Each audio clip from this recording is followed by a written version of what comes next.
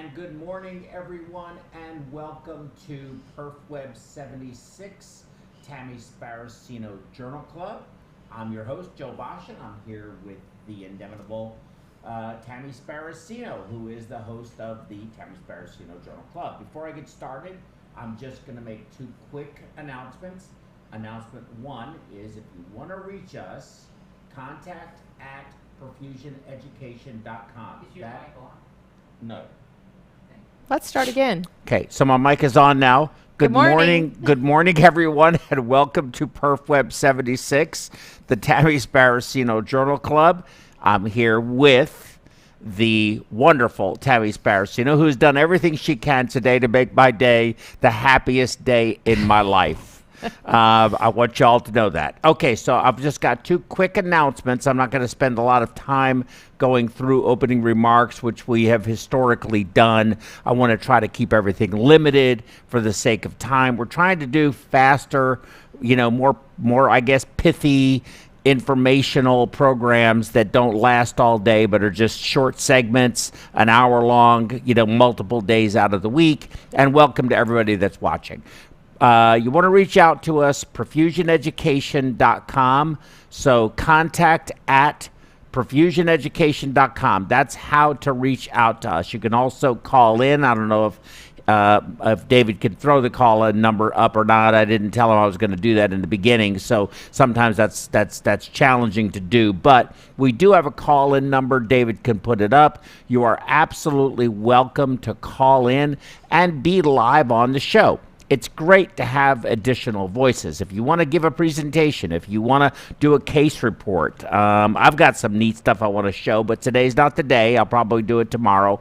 We've got our simulation tomorrow, which I'm going to be very excited about. Mike Brown is going to be here, and we're going to show how to integrate a CRRT machine into the perfusion into the ECMO circuit and go over all of those pressures and how everything interacts with each other and why things happen the way they do.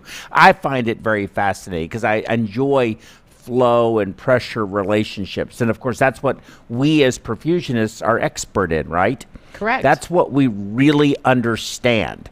Probably better than most surgeons really do. They understand it in normal physiology. We understand it in abnormal physiology because the perfusion circuit is I always consider the pressures to be hostile. Yes. Because they're so high, right? They're so high, so low, right. And they have such a wide range. They really do, and they really interact on each other. Most of our human physiology has no negative pressure in it, but we have negative pressures. We have positive pressures at varying degrees and significant degrees all over the place. Okay, so I also want to show you that our critical care and perfusion app, we have done an update on it, and you see it on the screen there. It's the one on the left. We have two apps. You have the perfusion, the critical care and perfusion app, which is the one on the left, and you have the IV MedCalc, which is great for critical care nurses.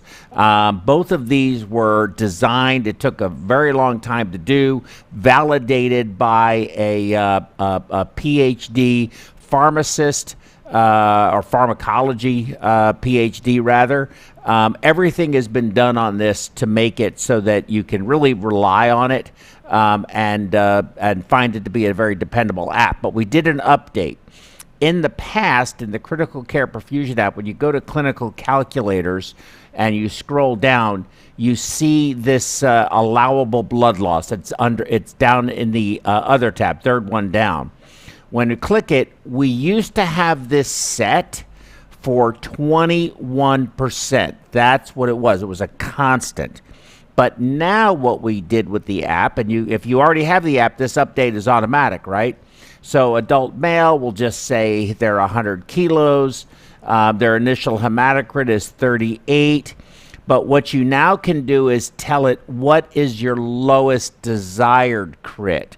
So if you want that lower desired crit to be 26, and I'm just using random numbers, you hit calculate, and it will tell you that you can lose 2,368 milliliters of blood and replace it with non-heme fluid, crystalloid, whatever it may be, and you will have a predicted hematocrit of 26. So that's the latest update. We have another update coming, which is going to be an ECMO selection algorithm. Do you use VA or do you use VV? And that's coming, I think, in another month. It's coming in another month. The newest.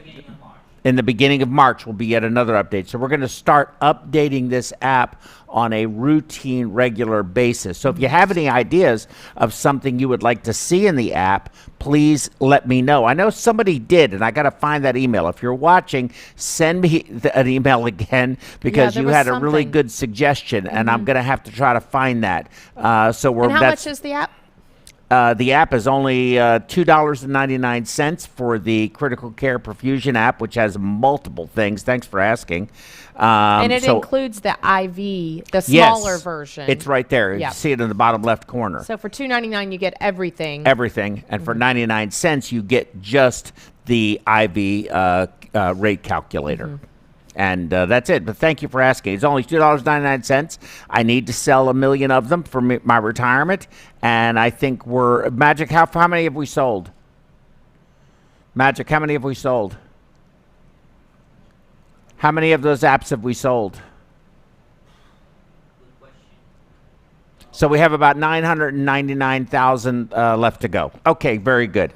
Okay, so without further ado, Tammy Sparacino will kick us off with the Journal Club on brain magnetic resonance imaging in adult survivors of extracorporeal membrane oxygenation, or ECMO. Tammy, floor is yours. Yes. Good morning, everyone. Thanks for joining us. And sorry we changed the schedule kind of last minute. So if you were expecting Joe to do CRRT, we had a last-minute schedule change, and that's because you're going on vacation. I am. You're going, but where are you going? I'm going to Disney World. And you're going to run a half marathon and a few other races. Very good. Yeah. So Tammy is an avid athlete, for those of you that don't know, and that might be a little much. No, I think it's real. And she's very dedicated to her physical fitness, and it helps to keep her sane. Working for HET. I was just going to say with stress management in life, but you can call it whatever you want. Okay, so let's get into it. This article that we're going to be looking at today was published in the Journal of Perfusion, which has been one of my favorite resources lately, published in 2021. And the primary author is Bradley Ashley Ong, and we will get into the abstract. Okay, so there's going to be a lot of things here that might sound unfamiliar. I know I had to look up quite a few things, and we're at the end of this article, we're still not going to understand everything, but I think we will get into it enough where we will be able to glean some very interesting things. So, despite the common occurrence of neurologic complications in patients with ECMO, membrane oxygenation, or extracorporeal membrane oxygenation, data on magnetic resonance imaging, MRI as we all like to call it, finding in adult ECMO are limited. We aimed to describe the MRI findings of patients after ECMO cannulation. Records of patients who underwent ECMO from September 2017 to June 2019 were reviewed.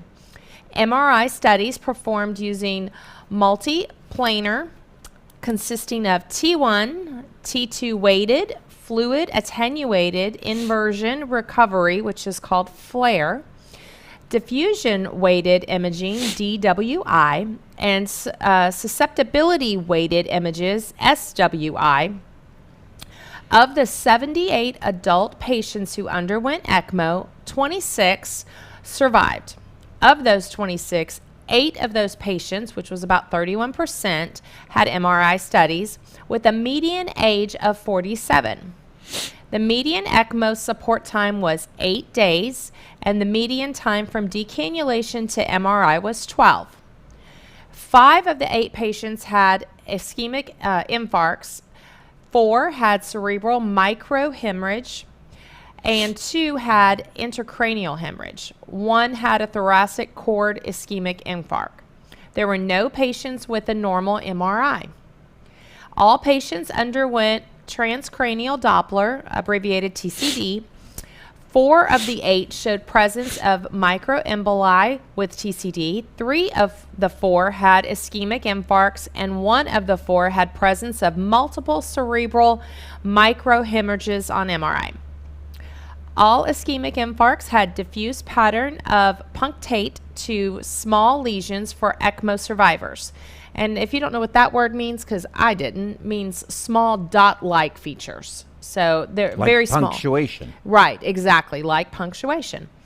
Of the MRI studies, cerebrovascular related lesions were the most frequent, with punctate ischemic infarct being the most common type that may be associated with TCD microemboli.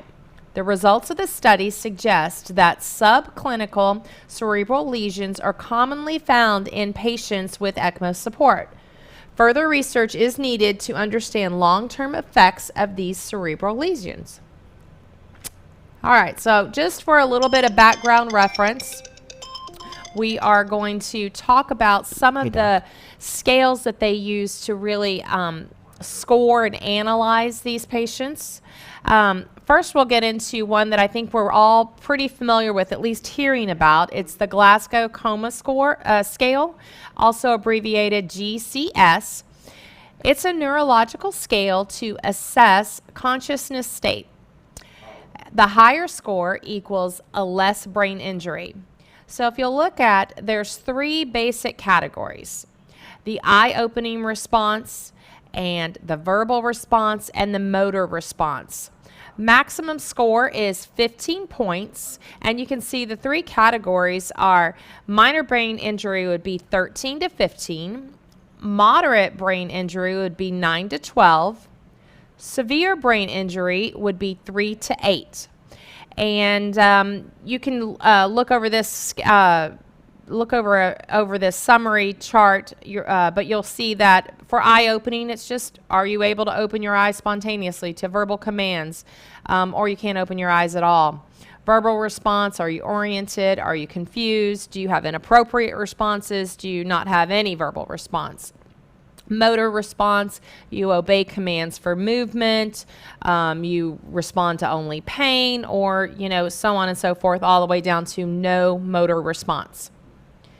Okay, the next scale that is referenced is Acute Physiology and Chronic Health Evaluation 2. It's abbreviated Apache 2. There are even more updated Apaches, I think up to 4 now, but in this study, this is the one that they used. So it's an ICU scoring system that estimates mortality. Lab values, acute and chronic health conditions are considered and scored. This Apache 2 score is determined within the first 24 hours of admission. Your score can be from 0 to 71. The score is interpreted as an approximate mortality percent. A higher score equals a higher approximate mortality prediction. So you can see they break it into 2 categories. So 0 to 4 points, in other words, so your lowest score, that would be the least predicted mortality.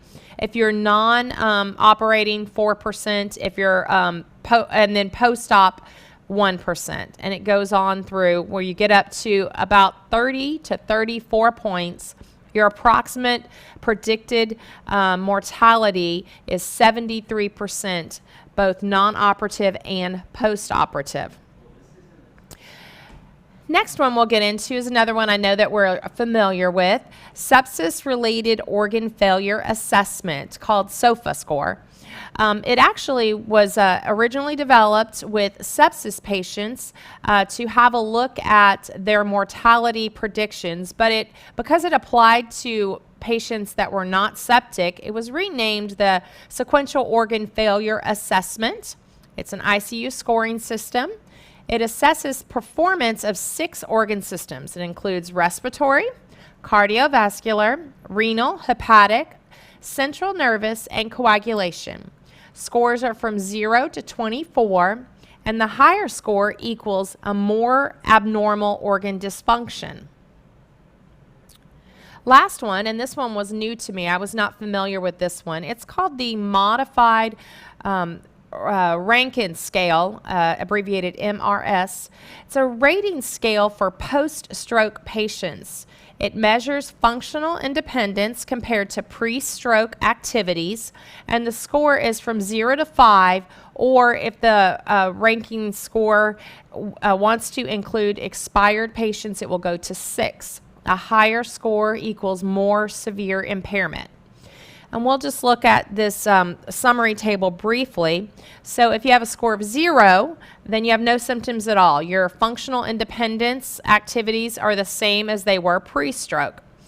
1 being no significant disability, despite you have symptoms, you're able to carry out normal duties.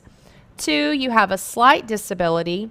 You can't do all your previous activities, but you can look after yourself without any assistance. 3 would be a moderate disability. You're unable to walk without assistance or unable to attend to one's own body needs without assistance. 5, severe disability. You're bedridden, you're incontinent, you're requiring constant nursing care and attention. And if you want to go to all the way to 6, then you are have expired and are dead. Okay, so why was this paper published? The significance for the study. It was the first to describe MRI findings in adult patients after ECMO. What are they looking at? What problems are we trying to solve? Want to review the neurologic injuries in post-ECMO patients. How did they do it? What are the methods and procedures?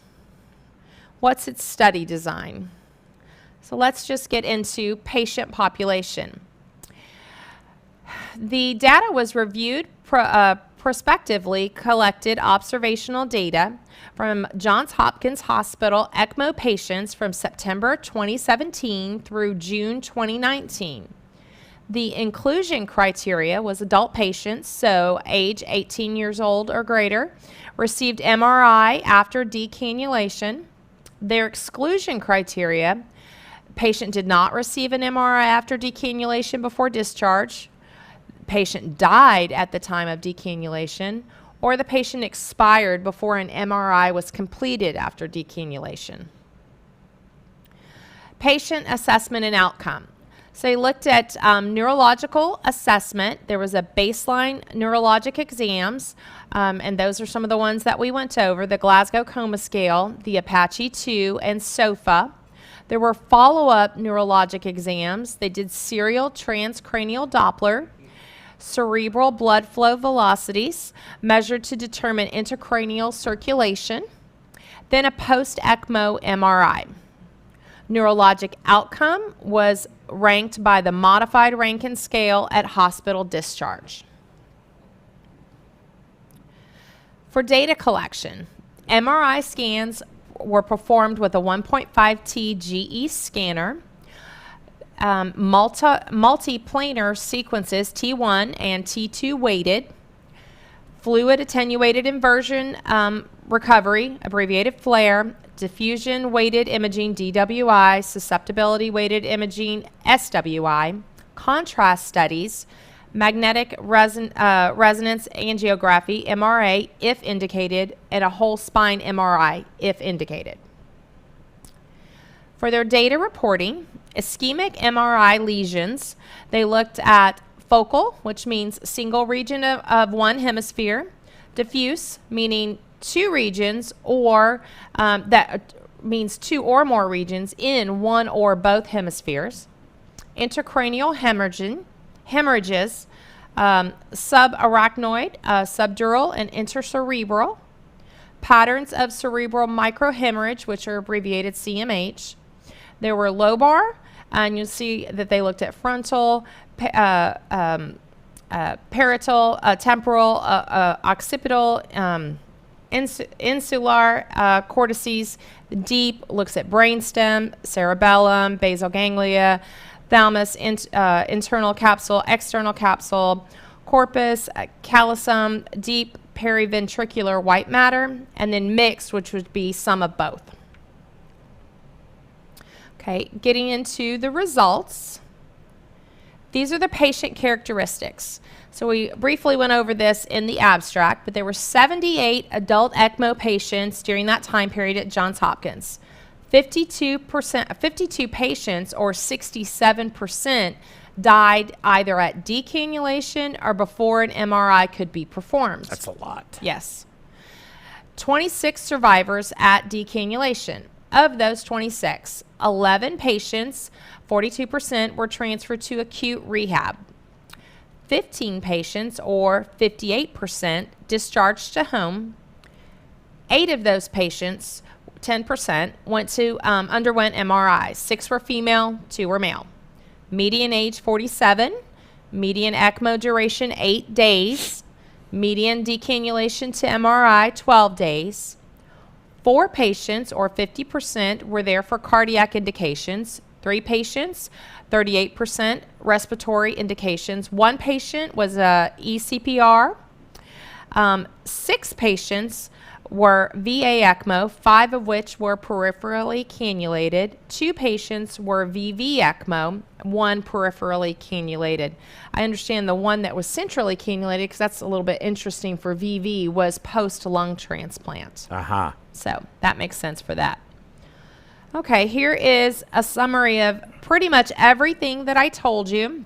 This was table 1 from the article, baseline demographic and characteristics of ECMO patients. You can see that past medical history are typical things. We tend to see diabetes, hyperlipidemia, hypertension, COPD, hypothyroidism. There were 2 patients that had a history of cancer and 2 patients with congestive heart failure. All right, now let's get into a few of these specific patients. 47-year-old male presented with hypertension, cardiogenic shock, VA ECMO secondary to cardiac lymphoma. TCD studies showed showers of emboli. Clots were noted in the oxygenator. Despite all of that, he had an intact mental status with a GCS, Glasgow Coma Scale, score 15. Which is normal, right? Yes, that's the highest you can get. So it's considered 15 to 13 is considered minor brain injury, if any. Okay, he had weakened lower extremities while on ECMO. He was weaned day 9, MRI day 16 post ECMO. The findings were ischemic infarcts. And now we're going to have a look at some images. Okay, so this is from the article, figure 1. You can see that there are 3 different images here, and I'll just read the descriptions. I'm in no way able to really interpret these, but the A show, and there's some arrows there that were included in the article. The MRI T2 flare demonstrates punctate focus of diffusion restriction involving the right corona radiate. B shows the MRI T2 flare sequencing showing punctate focus in the subcortical matter of both hemisphere. C shows an MRI T1 axial revealing diffuse thickening and abnormal enhancement of the cauda equina and clumping of nerve roots. And then it just reminds you what flare is and what MRI is. Okay. Next patient, 52-year-old woman, presented with asthma, breast cancer, diabetic, had a non-STEMI, pulseless electrical activity arrest, complete heart block, required VA ECMO. TCD did not reveal any emboli. Patient only responded to pain. Glasgow Coma score 8. Weaned from ECMO at 4 days. MRI for possible paraplegia and encephalopathy. Help me out with that. Encephalopathy. I don't know why I'm struggling this morning. And the findings were cerebral microhemorrhages. Here's her images. A shows DWI sequence showing increased signals scattered mostly on watershed areas. B, ADC demonstrating several of the lesions with true water restriction. C, SWI shows too many to count tiny millimeter and submillimeter lesions throughout the brain. So remember, TCD showed nothing. Only got the MRI because she was only responding to pain. Next patient, 47-year-old woman, presented with hypothyroidism, hyperlipidemia, ARDS, VV ECMO secondary to H1N1 infection. TCD studies showed no significant abnormalities. Clots were noted in the oxygenator. Surgical site bleeding during ECMO. Mental status, GCS 10. So that would be moderate brain injury. Weaned at day 9. MRI day 1 post-ECMO findings, intracranial hemorrhage. Here's her images. A and B are both MRI SWI showing SAH in the right anterior frontal lobe together with multiple CMHs. So she has microhemorrhaging. C is a T2 flare sequence revealing focal area of cortical thickening in the anterior right frontal lobe. And just a reminder that SAH is subarachnoid hemorrhage. Next patient, 40-year-old woman, hypertension, diabetic, dyslipidemia, ARDS, VV ECMO secondary to viral pneumonia. TCD studies showed showers of emboli, intact mental status, GCS 11, weaned day 7, MRI for bilateral paraplegia, findings a spinal infarct. Here's these images. A and B are both MRI T2 flare of the brain showing hyper-intense focus with associated reduced diffusivity. Diffusivity. Thank you. Diffusivity along the subcortical white matter of anterior aspects of the left cingulate gyrus within the corona radiata with right matter of the left and largest rostral lateral to the head of the right caudate nucleus. That's a lot to say. I wouldn't have said it all. Here's what's really interesting is this is the first time we've seen a spinal MRI because it was indicated. Remember, they only do those if they're indicated. But since she wasn't able to move, they decided to do one, and this is what they found. MRI T2 of the spinal cord revealing abnormal I'm just really struggling this morning. Abnormally high T2 weighted signal within the central aspects of the spinal cord from T5 to T10 level. Okay, so findings summary. That's interesting stuff. Yeah. So here's everything I basically told you before, but summarized so we can kind of go over it. So out of those 8 patients, ischemic infarcts, 5 of them. They were all diffuse, meaning they were in more than one region and could be in one or both hemispheres. Intracranial hemorrhage, 2. Cerebral microhemorrhage, 4. MRA was done on 5 of them. Stenosis of the left vertebral artery, 1. 4 had no significant findings. 3 had spinal MRI manifestations. In other words, they weren't able to move for something. 1 had an actual spinal infarct, and 1 had a thoracic cord edema, and 1 had a cord enhancement. So here's the key points. Their discussion was very lengthy, but I tried to pull out the things I thought that were most interesting. ECMO is associated with adverse neurological and neuropsychological outcomes. Data on recognized complications remain unclear. From this cohort, most common finding ischemic infarcts consistent with previous studies. likely from hemodynamic instability, hypoxemia, and changes in cerebral blood flow affecting autoregulatory mechanisms. High rate of unrecognized systemic thromboembolic events play a key role. Delineating between ECMO and underlying disease as a cause for these events is difficult. Change in hemostasis likely significant factor in ECMO-associated intracerebral hemorrhage.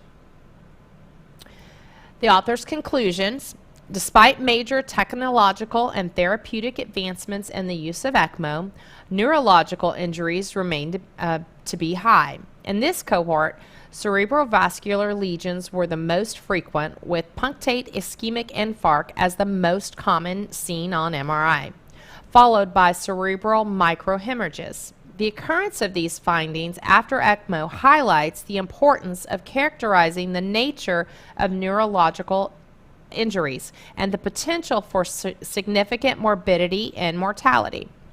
The results of our studies suggest that subclinical cerebral lesions are commonly found in patients with ECMO support. Further research is needed to understand the long-term effects of these cerebral lesions, such as cognitive impairment. That's it. Very good. Well, there's a lot to unpack there. And I did read the article. Yeah. Even if you read it several times, there's a lot to unpack. Yeah, there's a lot. Yeah. So it was between 2017 and 2019, so we agree it's pre-COVID. Yes. And we had lots of issues occur. You want to open the, is everything okay? No. You want to, oh, good. Phone lines are open? Great. Thank you. If anybody wants to call in, please do so now. That'd be a good time to do it.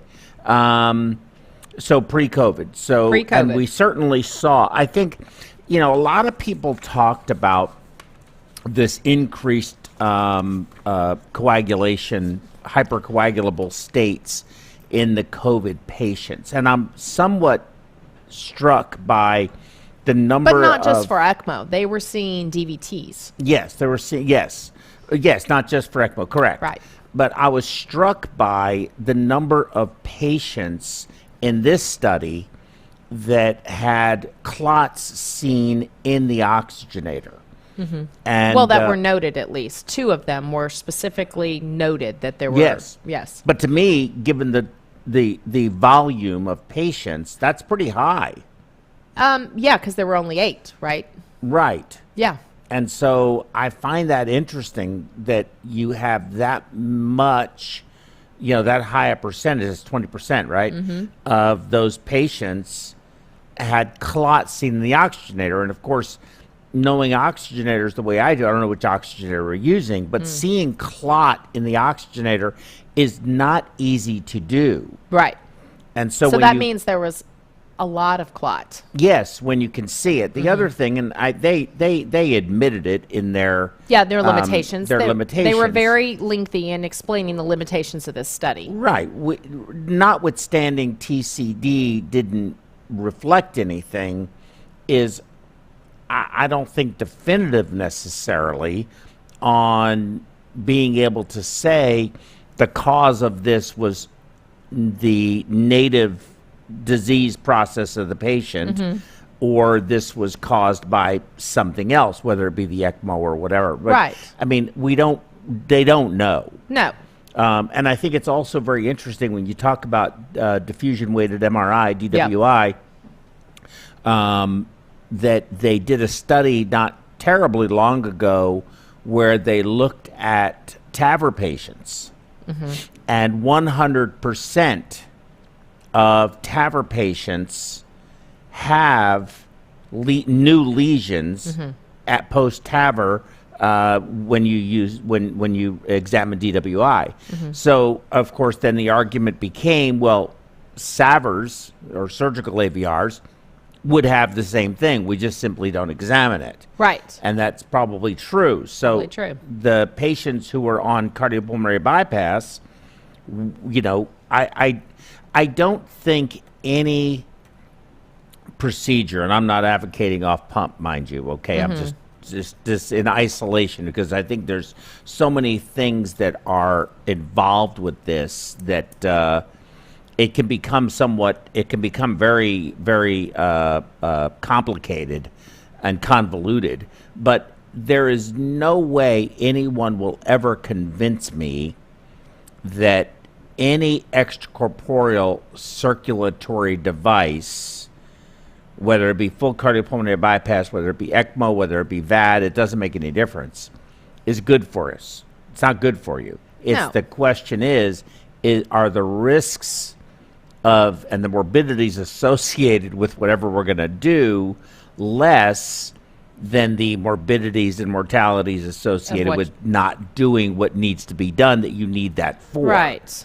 That's really, that's my view anyway.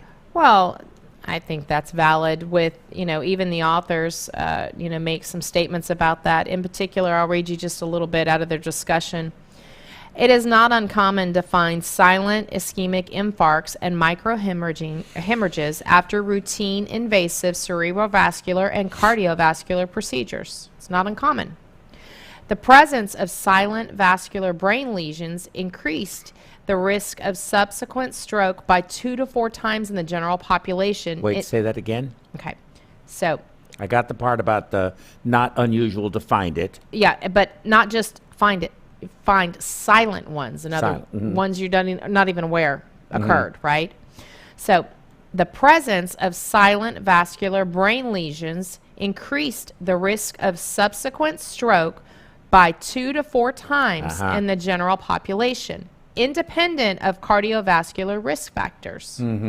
So having these subclinical silent infarcts increases your risk of a significant stroke in the future. Yes. So, yeah, I understand that. Well, but what I wanted to get to also was these findings of the silent ischemic lesions have been associated with cognitive dysfunction in asymptomatic populations. So people have cognitive decline, but they don't have any other symptoms. And so you may not even realize it's happening. Moreover, the number of these lesions on MRI shows a positive association with the degree of cognitive impairment. In other words, cognitive decline is occurring maybe in a patient that doesn't even realize anything's wrong, but then when they are finally looked at, you can see that these silent infarcts are the reason for their cognitive decline. And they're cumulative, I'm assuming. Right. And then listen to this last one. I highlighted it to make sure I discussed it. It has been found that the presence of silent brain infarcts doubles the risk of dementia, including Alzheimer's. Doubles the risk. That's incredible. Yeah. Yep. I'm assuming I'm having a lot of silent infarcts. I'm assuming that. Probably a lot of people are assuming that. Yep. What else did you want to discuss about this? I mean, I found it fascinating. I am in no way even a novice at reading these images, but I thought they were very interesting. Well, with the arrow pointing at them, you can clearly see a defect. You can see something is different, for sure. I know that when we were doing a lot of ECMO, and especially when I was downtown, we did a lot of CTs. We did a lot of CTs up here, and we found a lot of patients with, cerebral infarcts and cerebral hemorrhages, but yet they seemed to be still very neurologically intact. I can think of one patient in particular that after we saw some of their images, it was pretty remarkable that we were having a conversation with this person, Yes. And they talked about a patient like that too, right? The patient had a score of 15, but yet they had infarcts. Yes, exactly. I guess it depends on where the infarct is. Yeah, whether you are using that part of your brain or you're not using that part of your brain, or you're examining that part of what would be used by that part of the brain. It's very hard to say. But you also, I think another thing that I found very interesting was the TCD conversation. So just so that I can understand, because I don't remember the article as well maybe as you do, were they doing the TCD just on anyone that was on ECMO? So Yep. there was 24/7 So monitoring? not 24/7, but I'll tell you about that a little bit. There was a lot of things in here. I had to sort of narrow down all the specifics, but talking about the TCD. So first off, all the patients that were put on ECMO immediately get assigned a neurocritical care physician on day one. The team's notified, and then they're going to follow them through their course.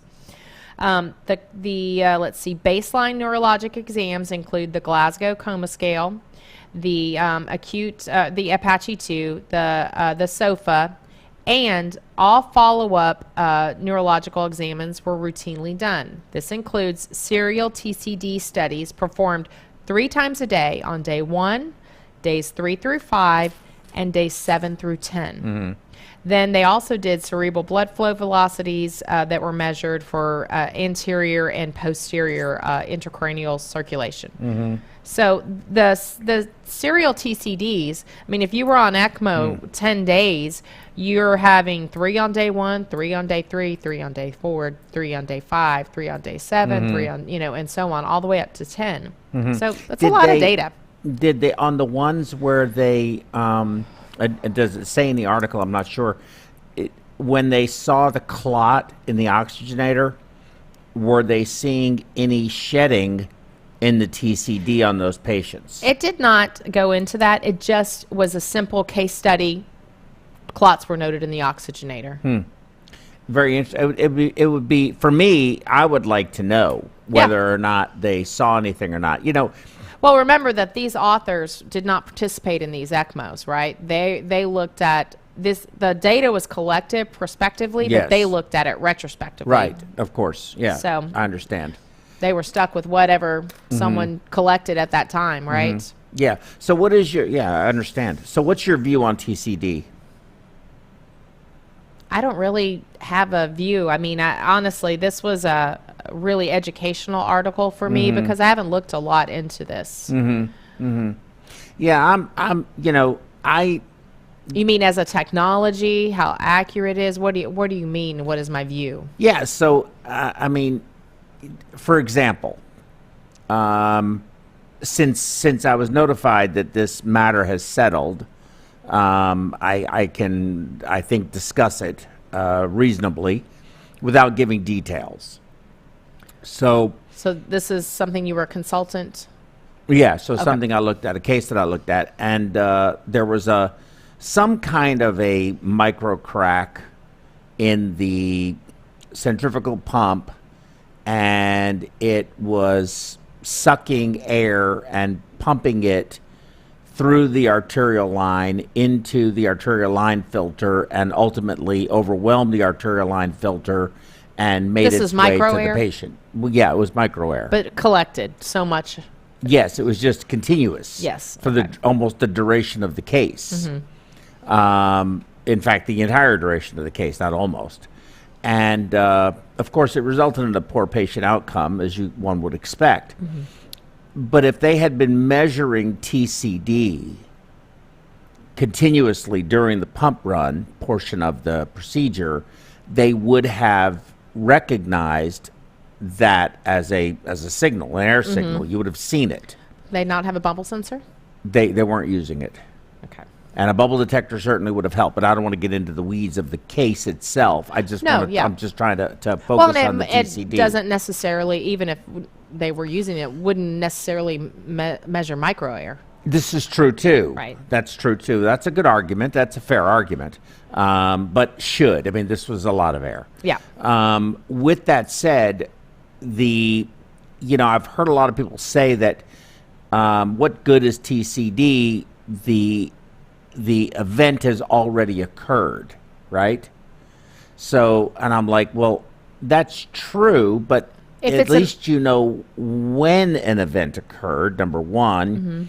And number two, if every time you do A, B happens, and you don't want B to happen, maybe you'll stop doing A or come up with a different technique for A to either mitigate or stop B from occurring, right? Like putting the cross clamp on, picking the heart up, Yeah. Blowing CO2. In fact, there's a really interesting case that was described by Dr. Lumsden and Dr. Ramchandani down at Houston Methodist.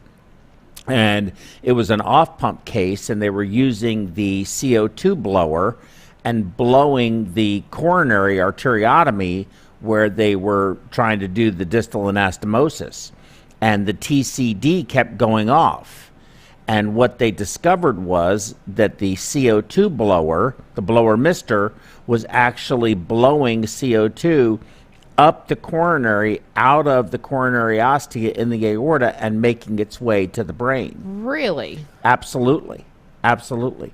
So I think that's fascinating stuff in my view. But TCD, unfortunately, isn't an easily applied technology, and you're taking up, land space that anesthesia wants, and you're in their way. And I know they're coming out with a newer device, which is you cradle the head on it, and it aims it at the middle cerebral artery, the MCA, bilaterally, and you're able to leave it in place. But if you move the head or you do anything, it's going to mess it up. Well, I'm sure that's going to come along, because look how much progress we've made in the way that we're measuring cerebral oximetry, right? In the beginning, I know, just even in my career, patient got sweaty, whatever, the sensors, you weren't able to do it, and now we're much further past that, and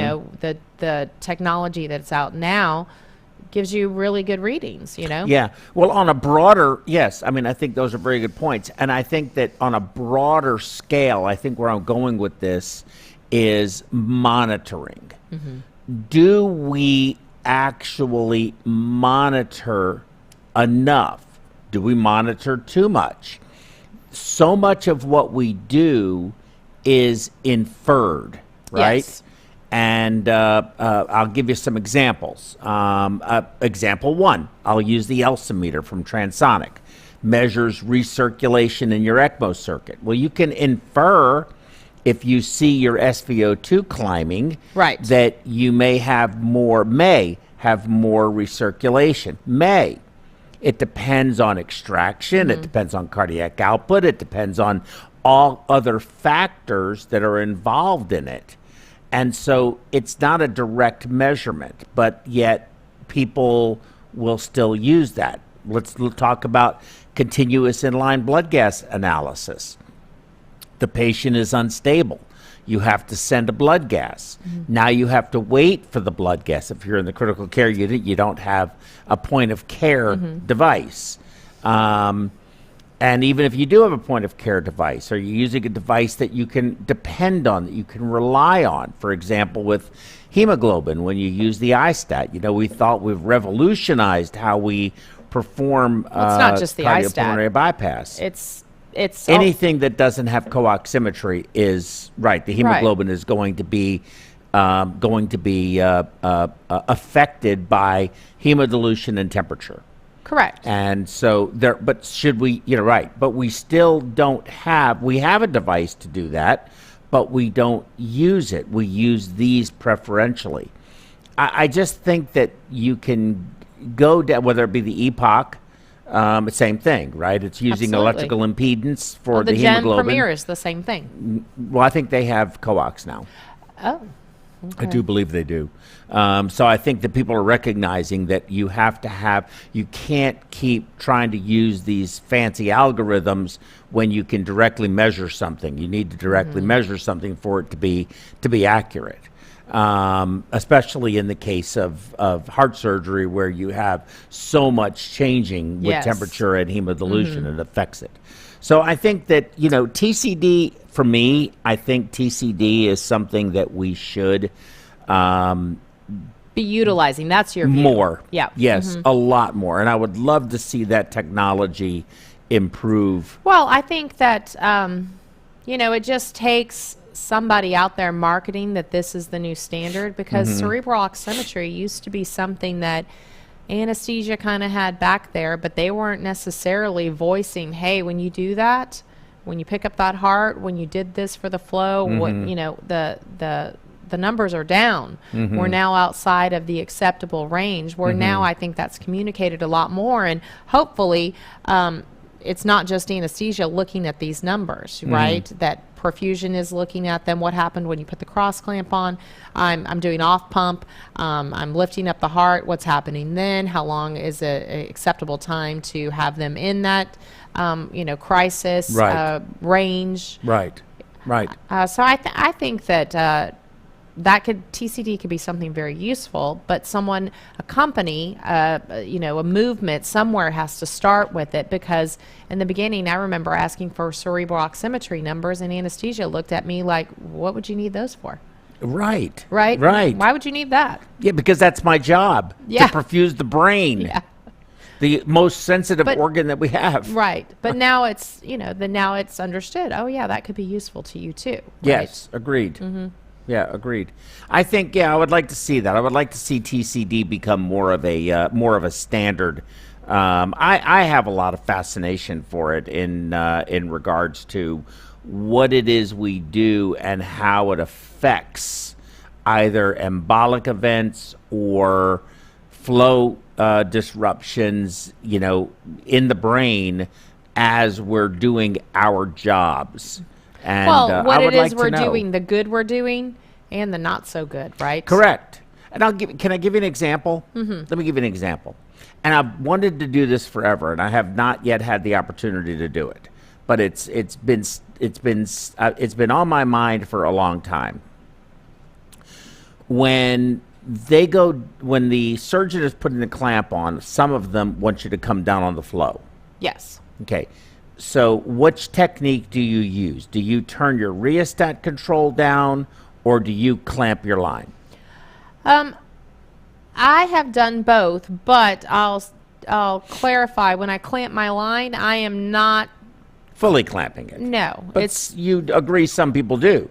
Yes. Right.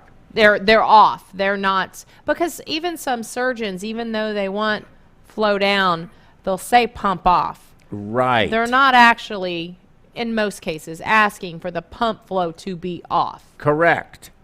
I have always wondered what effect either turning the flow down in a smooth way versus clamping the line and unclamping the line, what effect that has on, I know what effect it has on flow, but what effect does it have on embolic events? Does it trigger embolic events? Does it cavitate either air? Clamping it or I've wanted to do that for forever. And I just need to find somebody to let me do it. Yeah. I don't know, but I've thought about that too. I mean, it seems like, just thinking about it, that a slow decrease in flow would be the safest. I agree. Sometimes, though, they're wanting you to do it so quick that if you're not responding fast enough, they're just going to clamp anyway, right? True. It's more a matter of habit that they're saying it. They're not waiting for you to do it, right? So it really becomes our job to know the routine and be ready and available, which can be hard, right? We're running blood gases, ACTs. We're doing a lot of other things other than just monitoring the flow. And really the question now is, and I don't mean to keep going down these sidetracks, but do they really mean flow down, or do they mean pressure down? Because they're going to be clamping the aorta. Right. And they just want it to be under low pressure. Right. So they're, again, inferring what they really mean is they want the pressure low so they can clamp the aorta. Yes. You could have a pressure in the aorta of 30 and be flowing 5 liters a minute. Right. You could have the pressure in the aorta of 100 and be flowing 1 liter. It really depends on your vascular resistance and a bunch of other factors. Just flow is a very easy and quick way to manipulate the pressure. Exactly. And that's why they say that. So if your pressure is already 40, you probably don't have to go that far down. Right. And certainly don't have to clamp that line in order to get a pressure that is acceptably low to apply that cross clamp. Right. You just don't want to do it under an extremely, while the aorta is really tight. Right. Right. I mean, that's Same it. reason why you don't want to cannulate during that time. Yes, exactly. Right. You want the pressure. Right, exactly. Right. You have more risk of tearing Yeah. and trauma, injury, etc. Exactly. Okay, very good. Well, we need to spin. Are we spinning the wheel today? We are. It's the okay. Journal Club. All right. Well, let's do it. All Does right. nobody had any questions though? Oh. So I guess the gift goes to me. Is it if anybody wants Last this minute. wheel spun for them, send a Magic. Do we have anything on FaceTime Facebook. or Twitter? Twitter. Same thing. Anything? No. Okay. So Well, I guess we can't spin. We'll do it in 5 seconds. 5. If not, it goes to me.